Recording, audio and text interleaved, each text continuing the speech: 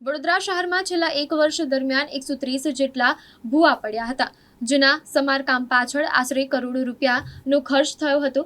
જો કે આ ગંભીર સમસ્યાના નિરાકરણ માટે હવે વડોદરા મહાનગરપાલિકા દ્વારા કમર કસવામાં આવી છે। ડિઝાસ્ટર મેનેજમેન્ટની ગાઈડલાઈન અનુસાર 250 કરોડ રૂપિયાના ખર્ચે ટેન્ડરિંગ પ્રક્રિયા હાથ ધરવામાં આવી રહી છે।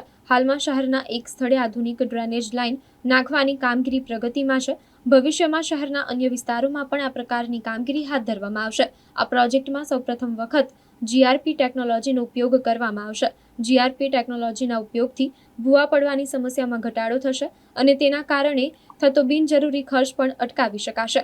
આ નવી ટેકનોલોજીના કારણે ડ્રેનેજ લાઇનના સમારકામ માટે વધુ પડતા ખાડા ખોદવાની જરૂર રહેશે નહીં। ફક્ત જ્યાં જરૂર જણાશે ત્યાં જ સમારકામ હાથ ધરવામાં આવશે, જેનાથી નાગરિકોને પણ અગવડ ઓછી પડશે।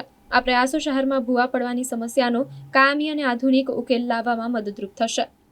ગયા ચોમાસામાં જે 100 કરતાં વધારે ભૂવા પડ્યા હતા વિવિધ સ્થળે, એને ધ્યાનમાં રાખીને આપણે ભૂવા જે પડ્યા એના ટેકનિકલ કારણો ચકાસ્યા હતા।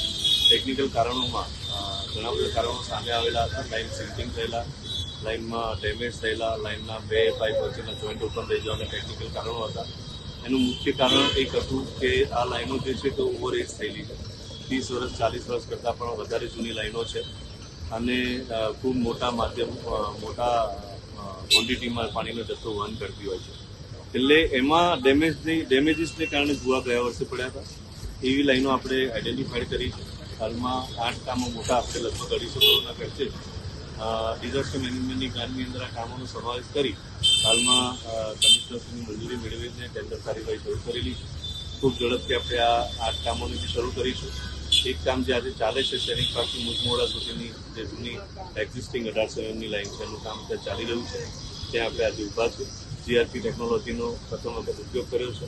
આ ટેકનોલોજીથી સીસીટીવી કેમેરાના માધ્યમથી પાઇપોમાં કેટલા ડેમેજ, કેટલા સીટિંગ અને કયા પ્રકારની પાઇપોમાં શું સમસ્યા છે તેનું આપણે પ્રોપર ઓબ્ઝર્વેશન કરી શકીએ છીએ અને આ ટેકનોલોજીથી આપણે આગળ કામ પણ કરી રહ્યા છીએ।